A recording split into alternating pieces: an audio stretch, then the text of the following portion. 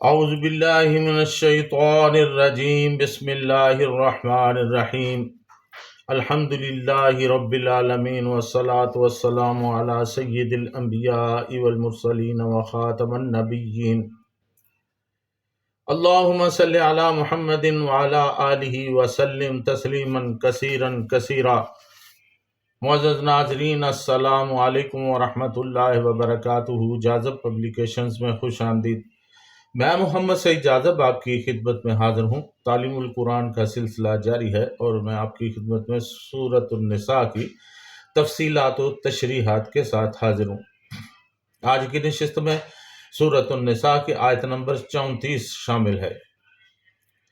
ارشاد باری تعالیٰ ہے، الرجال قوامون علی النساء بما فضل اللہ بعضهم علی بعض وبما انفقوا من اموالهم فالصالحات قانتات حافظات للغیب بما حفظ اللہ واللاتی تخافون نشوزهن فعظوهن واہجروهن فی المضاجع واضربوهن فإن أطعنكم فلا تبغوا عليهن سبیلا ان اللہ کان علیا کبیرا۔ مرد حاکم ہیں عورتوں پر اس سبب سے کہ اللہ تعالیٰ نے بعض مردوں کو بعض عورتوں پر فضیلت دی ہے، اور اس سبب سے کہ مردوں نے اپنے مال خرچ کیے ہیں، سو نیک عورتیں وہ ہیں جو شوہروں کی اطاعت کرتی ہیں اور ان کی عدم موجودگی میں اس چیز یعنی مال و آبرو کی حفاظت کرتی ہیں جس کے لیے اللہ تعالیٰ نے حکم دیا ہے۔ اور جو عورتیں ایسی ہوں کہ تم ان کی بد دماغی یا نافرمانی کا احتمال ہو تو ان کو زبانی نصیحت کرو اور ان کو ان کے لیٹنے کی جگہ یعنی بستر پر تنہا چھوڑ دو اور ان کو مارو۔ پھر اگر وہ تمہاری اطاعت کرنا شروع کر دیں تو ان پر بہانہ مت ڈھونڈو، بلا شبہ اللہ تعالیٰ بڑی رفت اور عظمت والا ہے۔ ناظرین، اس آیت کا نزول حضرت سعد بن ربیع رضی اللہ تعالیٰ عنہ اور ان کی بیوی حبیبہ رضی اللہ تعالیٰ عنہ کے حق میں ہوا۔ علامہ مقاتل رحمۃ اللہ علیہ، علامہ کلبی رحمۃ اللہ علیہ اور علامہ بغوی رحمۃ اللہ علیہ کا بیان ہے کہ سعد رضی اللہ تعالیٰ عنہ کی بیوی حضرت محمد بن مسلمہ رضی اللہ تعالیٰ عنہ کی بیٹی تھیں۔ واقعہ یہ ہوا کہ سعد رضی اللہ تعالیٰ عنہ کی بیوی نے ان کے کسی حکم کی خلاف ورزی کی۔ انہوں نے بیوی کو تمانچہ مارا۔ بیوی اپنے والد کے ساتھ نبی اکرم صلی اللہ علیہ وسلم کے پاس آئی اور آپ صلی اللہ علیہ وسلم سے شکایت کی۔ حضور صلی اللہ علیہ وسلم نے قصاص لینے کا حکم دے دیا۔ عین اس وقت مذکورہ آیت کریمہ نازل ہوئی۔ چنانچہ آپ صلی اللہ علیہ وسلم نے قصاص کا حکم واپس لے لیا اور فرمایا کہ ہم نے کچھ چاہا تھا اور اللہ تعالیٰ کو کچھ اور ہی منظور ہے، اور جو اللہ تعالیٰ کو منظور ہو وہی بہتر ہوتا ہے۔ ناظرین، قوام کا مادہ قوم ہے، قامہ قیامن، کھڑا ہونا، کسی معاملہ کا اعتدال اور توازن ہونا، محکم اور استوار ہونا،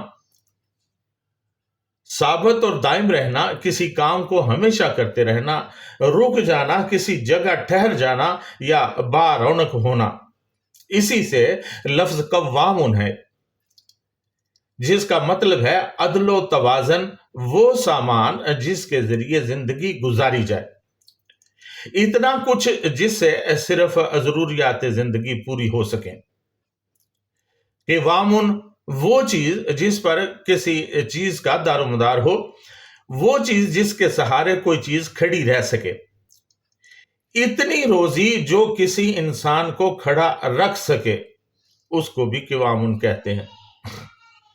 چنانچہ فلان قوامن اہل بیتہ کے معنی یہ ہوئے کہ فلاں شخص اپنے گھر والوں کی ضروریات پوری کرنے والا ہے۔ امام راغب رحمۃ اللہ علیہ فرماتے ہیں کہ قوامن اسے کہتے ہیں جس سے کوئی چیز مضبوط اور مستحکم ہو سکے، اسی سے لفظ قیوم ہے، ہر چیز کو استحکام بخشنے والا یا پھر اس کی حفاظت کرنے والا، اور تمام چیزیں مہیا کرنے والا جو اس کی بقا اور استحکام کے لیے ضروری ہو۔ ناظرین، مولانا عبد الرحمن کیلانی رحمۃ اللہ علیہ لکھتے ہیں کہ قوام کا مطلب سب سرپرست، سربراہ اور منتظم ہے، یعنی ایسا شخص جو کسی کی تمام تر معاشی اور معاشرتی ذمہ داریاں پوری کرنے کی صلاحیت رکھتا ہو۔ پھر مولانا صوفی عبد الحمید سواتی صاحب رحمۃ اللہ علیہ لکھتے ہیں کہ قوام اور قیام کا معنی نگران ہے، محافظ یا کسی کام کو انجام دینے والے کا بھی ہوتا ہے۔ بعض مفسرین کرام رحمۃ اللہ علیہم نے اس کا ترجمہ حاکم بھی کیا ہے۔ ناظرین، علامہ ثناء اللہ پانی پتی رحمۃ اللہ علیہ فرماتے ہیں قوام مبالغہ کا صیغہ ہے اور قیم کا ہم معنی ہے، یعنی منتظم، ادب آموز۔ مرد کے قوام ہونے کی دو وجوہات بیان کی گئی ہیں، ایک تخلیقی وہبی اور دوسری کسبی اختیاری۔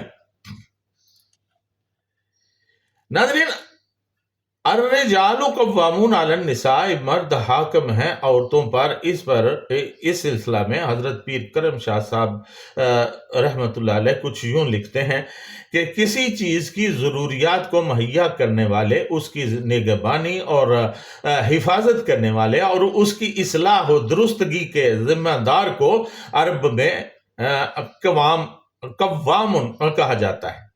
جیسے ہر کمانڈر اور ہر مملکت کا ایک فرما روا ہوتا ہے جو نظام قائم رکھ سکے اور فوج اور رعایا اس کے حکم کی تعمیل کرے، اسی طرح کسی کی ریاست کا بھی ایک حاکم اعلیٰ ہونا چاہیے جو گھر کی تمام ضروریات کا کفیل اور اس کی خوشحالی کا ذمہ دار ہو اور اس کے احکام کی اطاعت کی جائے، ورنہ گھر کی یہ مختصر مگر اہم ریاست کا سکون و اطمینان برباد ہو کر رہ جائے گا۔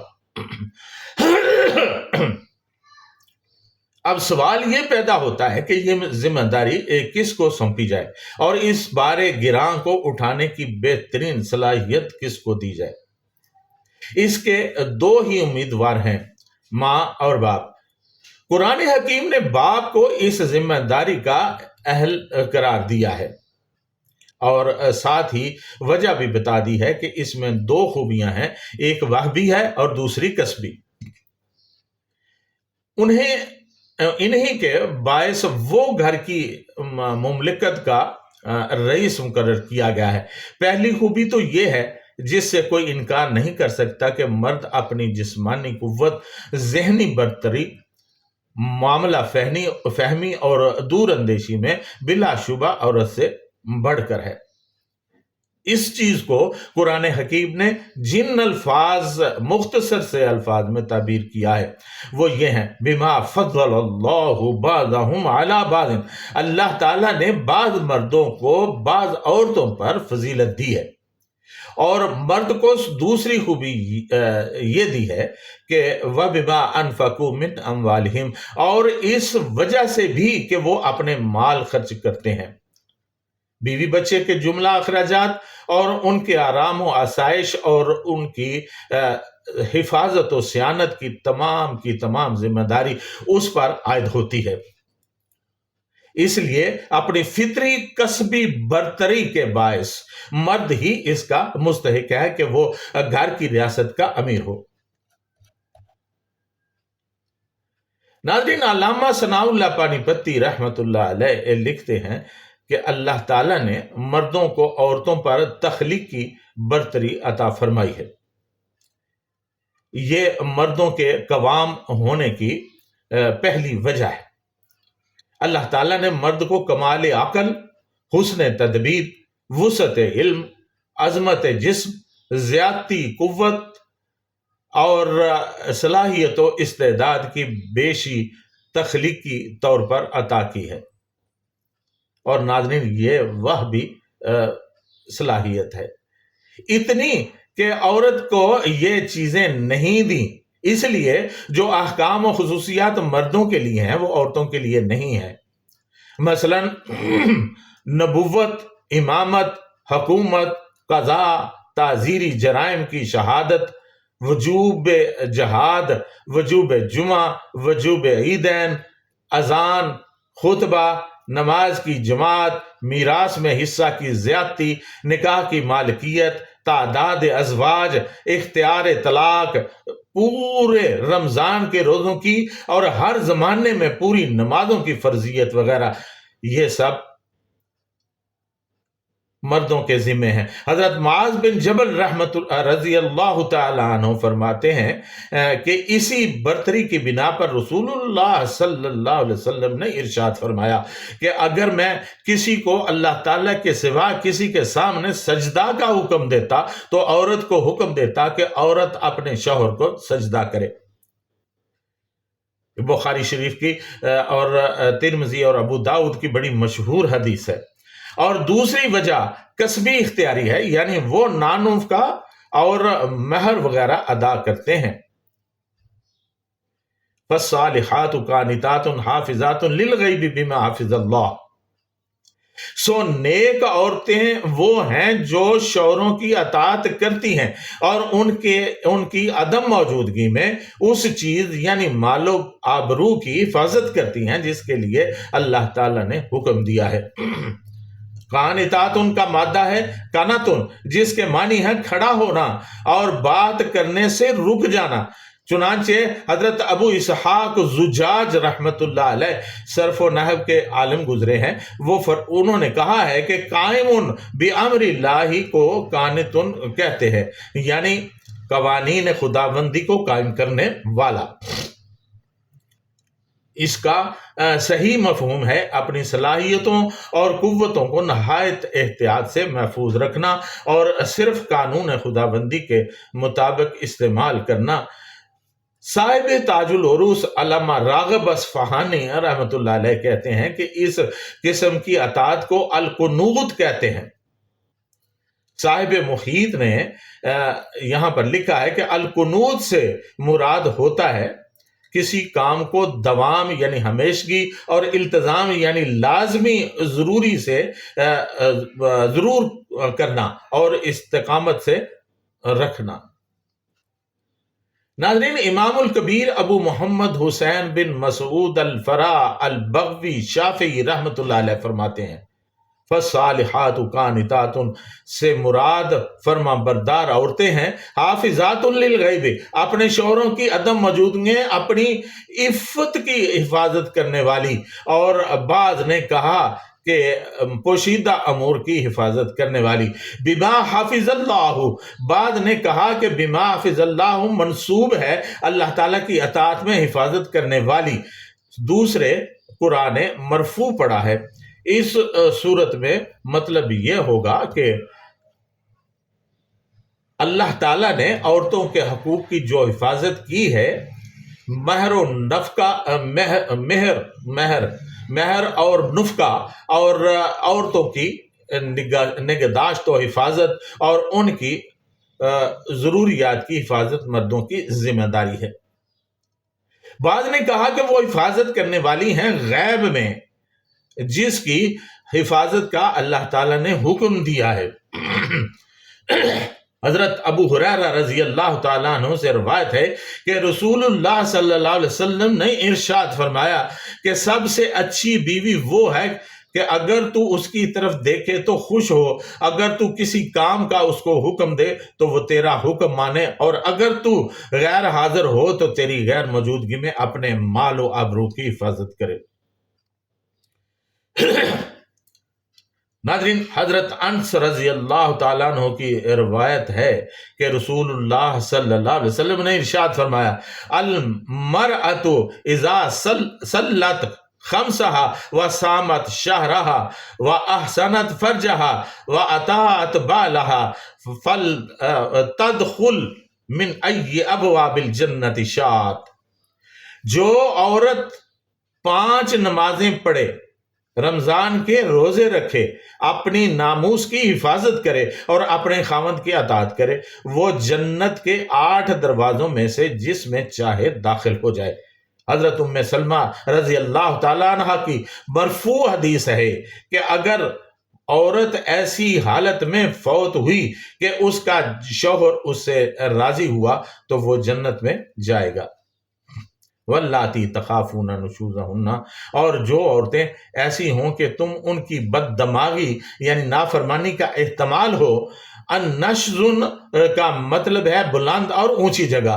علامہ راغب رحمۃ اللہ علیہ نے کہا ہے کہ کسی چیز کا اپنی جگہ سے ہٹ جانا نشزن کہلاتا ہے۔ اسی طرح نشوزن ہے جس کے معنی ہے میاں بیوی میں سے ایک کا مخالفت پر اتر آنا، نافرمانی کرنے لگنا یا متنفر ہو جانا، جھگڑنا، بدسلوکی کرنا، ایک دوسرے کے خلاف یا سامنے کھڑے ہو جانا۔ ناظرین، علامہ ثناء اللہ پانی پتی رحمۃ اللہ علیہ یہاں پر لکھتے ہیں کہ جن عورتوں کی بد دماغی کا تمہیں اندیشہ ہو، یعنی نافرمانی اور نک چڑھے پن کا خوف ہو۔ النشزن کا اصل لغوی معنی اوپر کو اٹھنا ہے، اونچی جگہ کو نشزن اسی مناسبت سے کہتے ہیں۔ بعض علماء کا قول ہے کہ تخافون کا معنی اس جگہ تعلمون ہے۔ قاموس العربی میں، یہ لغت کی کتاب ہے، اس میں خوف کا ایک معنی علم بھی آیا ہے۔ آیت وَإِنِ امْرَأَةٌ خَافَتْ مِنْ بَالِهَا نُشُوزًا میں خوف کرنے کا معنی جاننا ہی ہے۔ بعض علماء نے کہا کہ آیت میں خوف کا مطلب اندیشہ کرنا ہے، لیکن خوف نشوز سے مراد ہے دوام نشوز کا خوف اور نافرمانی پر پہم جمے رہنے کا اندیشہ، لیکن جب تک نشوز ظاہر نہ ہو جائے سزا دینا جائز نہیں۔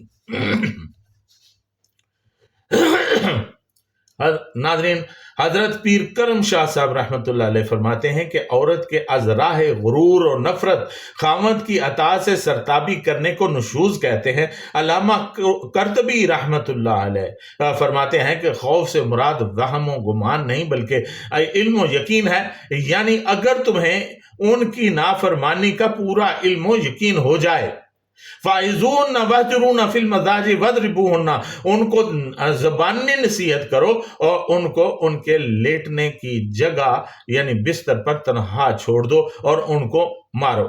حضرت پیر کرم شاہ صاحب رحمۃ اللہ علیہ لکھتے ہیں کہ اگر تمہیں اس کی نافرمانی کا مکمل علم و یقین ہو جائے تو پہلے ہی غصہ سے بے قابو ہو کر انتہائی اقدام نہ کرو، بلکہ فائزوہن، پہلے انہیں نرمی سے سمجھاؤ، اور اگر فہمائش مؤثر ثابت نہ ہو تو وہجروہن فی المضاجع، پھر ان سے بستر الگ کر لو اور محبت بھری باتیں کرنا ترک کر دو۔ وہ عورت جس میں شرافت کی حص ابھی زندہ ہے وہ اس سرزنش سے ضرور اپنی اصلاح کر لے گی، لیکن اگر یہ طریقہ کار بھی مفید ثابت نہ ہو تو وَاضْرِبُوهُنَّ، پھر مار بھی سکتے ہو، یہ تیسرا درجہ ہے۔ لیکن علامہ قرطبی رحمۃ اللہ علیہ کے بقول مار ایسی سخت نہ ہو جس سے جسم پر چوٹ آ جائے۔ حضرت عبداللہ بن عباس رضی اللہ تعالیٰ عنہ سے مروی ہے کہ اگر مارنے کی نوبت آئے تو مسواک یا اس قسم کی ہلکی چیز سے مارے۔ آج کل جوہلا اپنی بیویوں کو بھینسوں کی طرح پیٹتے ہیں، اس کی اجازت اسلام میں قطعاً نہیں ہے۔ علامہ ثناء اللہ پانی پتی رحمۃ اللہ علیہ فرماتے ہیں کہ اگر عورت بدخلقی اور بد دماغی کا اظہار کرنے لگے تو زبانی نصیحت کر دی جائے، لیکن اگر نافرمانی کرنے لگے تو ترک تعلق کر لے۔ اس پر بھی اگر نہ مانے تو اور نافرمانی کرتی رہے تو بقدر نافرمانی مارے، جہاں تک کہ اس سے زنا کا ظہور ہو جائے یا فرض نماز روزہ کی تارک ہو یا غسل جنابت اور غسل حیض نہ کرے تو مارے اور بند کر دے کہ وہ اپنی حرکت سے باز آئے۔ لیکن اگر نافرمانی اس سے کم درجہ کی ہو اور زبانی نصیحت سے کوئی نتیجہ نہ نکلا ہو اور ترک تعلق سے بھی عورت اپنی سرتابی نہ چھوڑے تو ہلکی ہلکی مارے کہ نشان اس پر نہ ابھرے۔ ناظرین، عورتوں کی نافرمانی کے باوجود ان کے ساتھ نیک سلوک روا رکھنے کی تلقین کی گئی ہے۔ چند احادیث آپ کی خدمت میں پیش کرتا ہوں۔ پہلی حدیث ہے، رسول اللہ صلی اللہ علیہ وسلم نے فرمایا کہ خبردار عورتوں کے متعلق نیک سلوک کی وصیت قبول کرو، وہ تمہارے پاس صرف تمہارے لیے مخصوص ہیں، اس کے سوا تم ان کے کچھ بھی مالک نہیں، بجز اس کے کہ وہ کھلی بے حیائی کریں۔ اگر وہ ایسا کریں تو تم انہیں بستروں میں علیحدہ کر سکتے ہو اور اس طرح مار سکتے ہو کہ انہیں چوٹ نہ آئے۔ یہ ترمذی شریف کی حدیث مبارکہ ہے، کتاب الرضا میں درج ہے۔ رسول اللہ صلی اللہ علیہ وسلم نے فرمایا، بیوی کو مارو نہیں، نہ اسے برا بلا کہو اور نہ اسے چھوڑو، مگر گھر میں یعنی گھر میں ہی اسے اپنے بستر سے علیحدہ سلاؤ، گھر سے نکالو نہیں۔ ابو داؤد شریف کی یہ حدیث ہے۔ پھر بخاری شریف کتاب النکاح میں ایک اور حدیث درج ہے، جس میں حضرت عبداللہ بن زمعہ رضی اللہ تعالیٰ عنہ سے روایت ہے کہ رسول اللہ صلی اللہ علیہ وسلم نے فرمایا، تم میں سے کوئی اپنی بیوی کو یوں نہ مارے جیسے اپنے غلام کو مارتے ہو، پھر دن کے آخر میں اس سے جمع بھی کرے۔ ناظرین، تفسیر مظہری میں علامہ ثناء اللہ پانی پتی نے ایک حدیث نقل کی ہے، جس میں حضرت جابر رضی اللہ تعالیٰ عنہ کی روایت بیان کی گئی ہے کہ رسول اللہ صلی اللہ علیہ وسلم نے خطبہ حجۃ الوداع کے موقع پر ارشاد فرمایا کہ عورتوں کے حقوق کے سلسلہ میں اللہ تعالیٰ سے ڈرتے رہو، تم نے ان کو اللہ تعالیٰ کی امانت کے طور پر لیا ہے اور اللہ تعالیٰ کے حکم سے ان کی شرمگاہوں کو اپنے لیے حلال بنایا ہے۔ ان پر تمہارا حق یہ ہے کہ وہ تمہارے بستروں کو کسی دوسرے سے پامال نہ کرائیں کہ تمہیں ناگوار گزرے۔ وہ ایسا کریں تو ان کو ایسا مارو کہ بدہی یعنی زخم کا نشان نہ ابھرے، اور ان کا بھی تم پر حق ہے نان نفقہ کا اور لباس کے دستور کے مطابق۔ فَإِنْ أَطَعْنَكُمْ فَلَا تَبْغُوا عَلَيْهِنَّ سَبِيلًا، پھر اگر وہ تمہاری اطاعت کرنا شروع کر دیں تو ان پر بہانہ مت ڈھونڈو۔ بس اگر عورتیں تم شروع سے ہی تمہاری فرمان بردار ہوں یا نافرمانی کے بعد توبہ کر لیں تو خواہ مخواہ ان کو دکھ دینے کا بہانہ نہ ڈھونڈو، یعنی توبہ کے بعد ان کی پچھلی نافرمانی کو کل عدم قرار دے دو۔ گناہ سے توبہ کرنے والا بے گناہ کی طرح ہوتا ہے۔ ان اللہ کان علیٰ کبیرہ، بے شک اللہ تعالیٰ بڑی عظمت اور کبریائی والا ہے، لہٰذا تم اپنے زیر دستوں پر ظلم نہ کرو کیونکہ اللہ تم پر اتنا قابو رکھتا ہے۔ تو ناظرین، آپ نے سنا، عورتوں کے حقوق کے بارے میں سنا، مردوں کے حقوق کے بارے میں سنا۔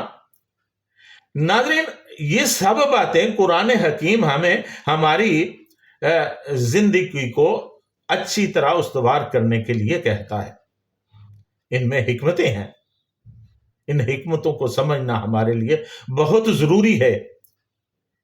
آپ نے دیکھا کہ آج کے معاشرے میں لوگ کس طرح عورتوں کے ساتھ سلوک کرتے ہیں، وحشیانہ سلوک کرتے ہیں، جو کہ کسی بھی طرح سے اسلام میں اس کی اجازت نہیں ہے۔ اللہ اور اللہ کے رسول نے اس سلوک سے قطعی طور پر منع کر دیا ہے۔ ہاں، ان کے بد اخلاقی کے پیش نظر تھوڑی بہت اگر اجازت ہے تو اس کو غلط معنوں میں نہ لیا جائے۔ اللہ تعالیٰ نے حسن اخلاق کا حکم دیا ہے، اسی سے کام لے۔ اللہ تعالیٰ ہم سب کو سمجھنے کی توفیق عطا فرمائے۔ ناظرین، آج کی نشست لمبی ہو گئی، لیکن یہ ضروری تھا کہ ایک ہی نشست میں آپ کی خدمت میں ساری گزارشات عرض کر دوں، اس کے لیے میں معذرت۔ اللہ تعالیٰ سے دعا ہے کہ اللہ تعالیٰ ہمیں عمل کی توفیق عطا فرمائے۔ وما علینا الا البلاغ المبین۔